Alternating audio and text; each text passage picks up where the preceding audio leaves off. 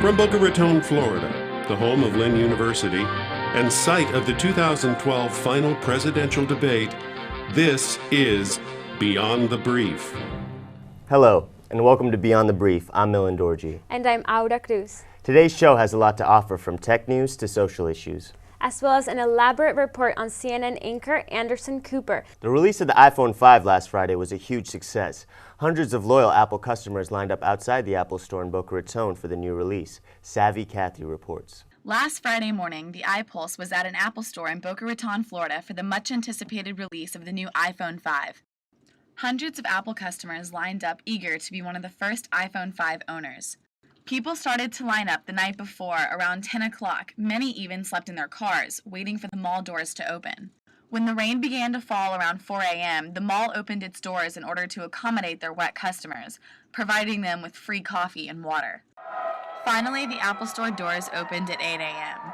Apple employees rushed out in celebration of the new release.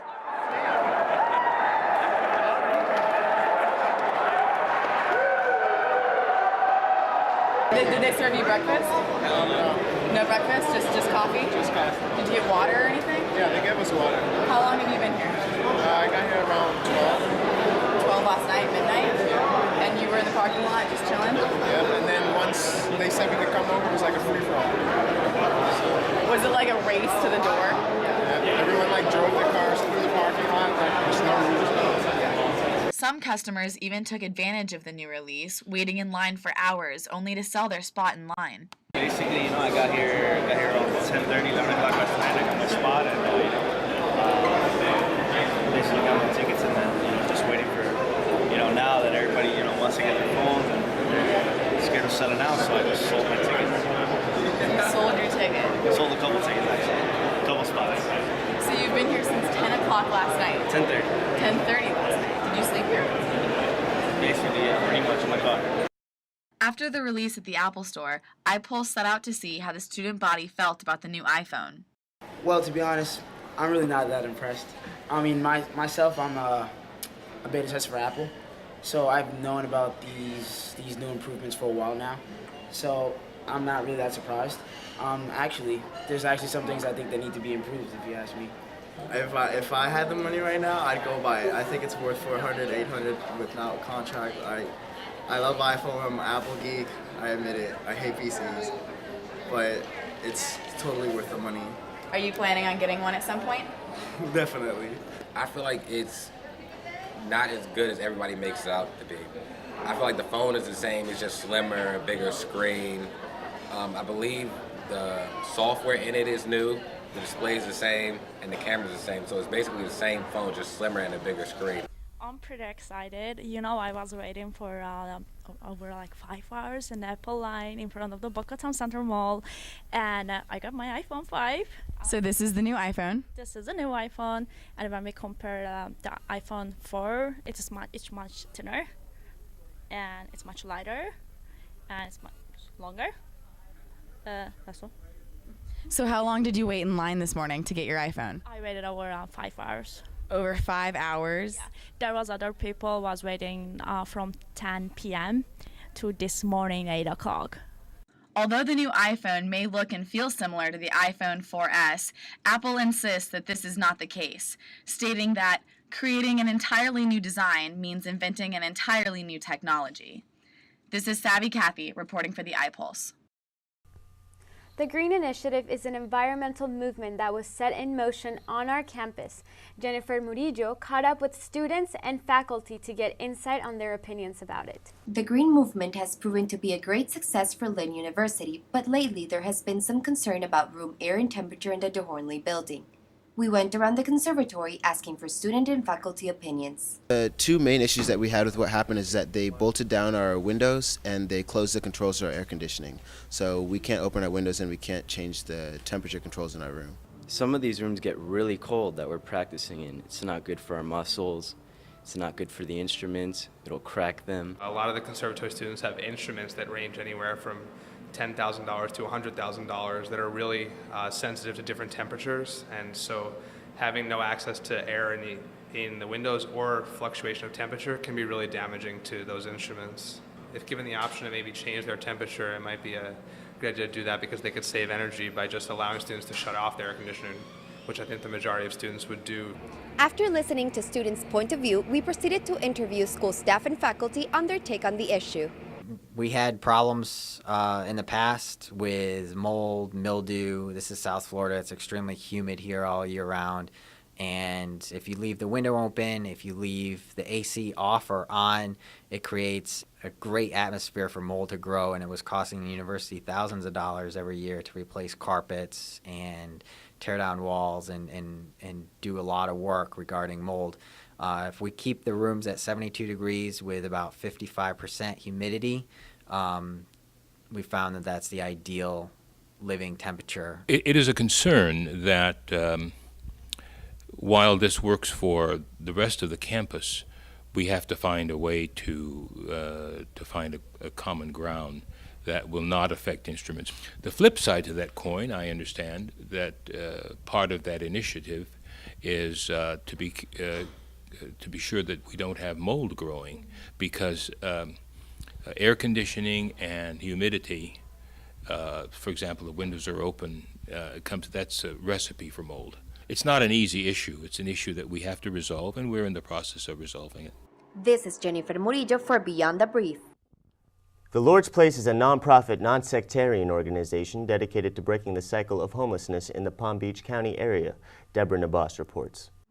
Hi, I'm Deborah Nabos, and today we are at the Lord's Place, which is a nonprofit, non-sectarian organization founded over 30 years ago and is located in West Palm Beach. And today we'll be interviewing a few people to talk about the cause. Joe Neary, founder, lived in a dumpster for 30 days to increase community awareness and raise funds to start the Lord's Place in 1979.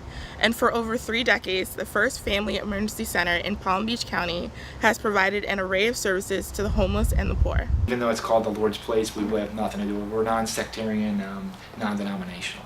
I don't think we're trying to kind of blend religion with our cause. We do have a lot of support in Palm Beach County. We have a lot of federal grants we've applied to that, are coming through. We have a big focus on job training and placement, helping people get through class and learn education. We have a program to help with GED tutoring through AmeriCorps. We do a lot of stuff to provide them to get jobs, because as we know, most of us, if you have a job, that'll lead to money, and money can lead to housing and cars and more success. Job training and placement is a big part of what we do here. Not just providing housing for different people, but also providing those resources if we can't to somebody else. Well, I know that we started the job training program in 2009, but it was just a class and it really wasn't a whole department. And it's grown in the past year. Let's say we were running just one class in October of last year. Now we're running 5 different programs. We have one job training program at Sago Palm, which is a prison in Pahokee. We have another one we just started this year at West Detention Center in Belle Glade. We also do one at the Lewis Center. We have a program through there, and then 2 here. So at any time, we have 5 different job training classes going on at one time. You know that last year, through our job training program, we placed over 100 people in jobs, for our fiscal year. I think definitely letting people know how much homelessness is a part of Palm Beach County, because when you talk to different students, they're probably not going to be aware that 4,000 people are walking the streets every day here. We have people that volunteer here to help us out, people that volunteer at our campuses to help out. I do remember when I first started working here last year in October, when I was a job coach, the very first client I got had just gotten out of prison after being in there for 17 years. He was only 34 years old, so he had been in prison since he was 17. And the only thing he did in prison was wash clothes and wash dishes. So to make him a resume was difficult, but since he had experience washing dishes, I gave him a lead for Burrito Restaurant down in Boca. There was a dishwashing opening, it was a new restaurant. He went down there, told him about his past, was very honest, and ended up getting the job. Well, I hope we can close our doors and not have jobs because everyone's no longer homeless. I guess that's the progression we'd look for, but that's obviously a steep goal, and that's what we try to do, is to end the cycle of homelessness and all the things that go along with it. This is Deborah Nabos. Now back to the studio. This week there was a well-known newsman in town, Anderson Cooper, the anchor for CNN. Azra Aizgul reports. Anderson Cooper was at the Hard Rock 4th of the day last week, not representing the CNN or his show, but telling his own stories, making jokes as a friend. He won everybody's heart. Cooper is the son of Gloria Vanderbilt, and attended Yale, and recently came out to openly reveal he's gay. But he did not talk about the personal side of his life. Instead, he focused on issues involving the news business. On News Bias, he said, quote, Bias is the number one thing I think about when reporting stories. I try to hold people accountable to facts. I try to do it to Democrats as much as do it to Republicans. Cooper has little patience for celebrity interviews. He prefers to cover what he thinks are more important stories. He covered the Iraq War and the Arab Spring in Egypt and the nuclear meltdown in Japan. What still bothers him is the violence he has seen. I have been in genocide, seen men killing children not even with knives, with their bare hands. They were all capable of doing anything, says Anderson. Azra Ayşegülok for iPulse. Patricia Lamley had the opportunity to cover the Republican National Convention last month.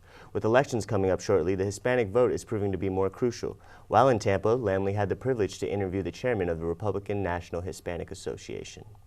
The Hispanic vote holds a very important position on this year's elections. We sat down with Alci Maldonado, the chairman of the Republican National Hispanic Association, who gave us an insight into what the Republican Party is planning to gain that Hispanic vote. As chairman of the Republican National Hispanic Assembly, could you explain us in detail what this committee does? Our purpose is, number one, to bring to the Hispanic community in the United States of America the knowledge about the Republican Party. I always like to quote President Reagan, who said Hispanics are Republican, they just don't know it. So our mission is to let the Hispanic community know what we're about. Our values are very much the Hispanic values from all our countries. So therefore, that's one of our missions. Another mission is to vet candidates for office. Perfect example, the chapter from the state of Florida has our rising star Marco Rubio. His genesis was at the Republican National Hispanic Assembly when he was a student like you. Talking about Marco Rubio, I know it was some sort of disappointment to the Hispanic population that Romney didn't choose him as his running mate. What would you have to say in that? Most of the Hispanics that we have in the state of Florida were not disappointed. They were happy because they said, oh no, we want to keep Marco at home for a while. We want to keep him in the Senate so he can carry on what we need to have. So the majority in Florida said, we're glad. We want Marco at home. Many Hispanics consider the Republican stance in immigration unreasonable. They're being misinformed. Very simple misinformation. When it comes to immigration, we are for legal immigration. We like to abide by the law. But by the same token, we want to do everything we can to make sure that the immigrants, not only Hispanics, people forget there's people from Iraq even trying to get in our border, to make sure that we're protected and that we at the same time that we give a home to the people who need it and want the freedom that our country has to give. A survey conducted in July by the political research firm Latino Decision showed that 70% of Hispanic voters intend to vote for Obama, and only 22% expressed support for Romney. What is keeping them from voting for Romney? Okay, number one, we're very emotional people. So there's a lot of emotion involved, which they were promised, but we don't know if they're going to, because what we're hearing from our side is that they're not liking Obama very much. So, therefore, emotion. Oh, he was going to deliver and he was going to give and he hasn't. We will gain a lot of the Hispanics. It will be a surprise to the Democrats. President Obama, by the way, doesn't have any experience in international, by the way. He doesn't. He didn't. Governor Romney has. So when it comes to education, Governor Romney, again, he is going to fix the economy, no doubt about it. Paul Ryan, he's an expert on the economy.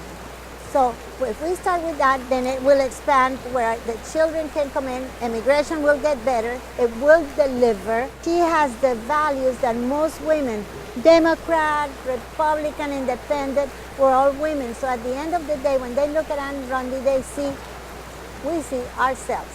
When you look at the Republican Party, we have more women in office than the Democrats, and more Hispanic elected officials in the Republican Party than the Democrats. If you could whisper in Mitt Romney's ear, what election or campaign advice would you give him? I would give him this advice. I would give him get more emotional with the Hispanics so we can engage, so we can see your other side. I would also tell him to explain his plans on the economy in a more simple way.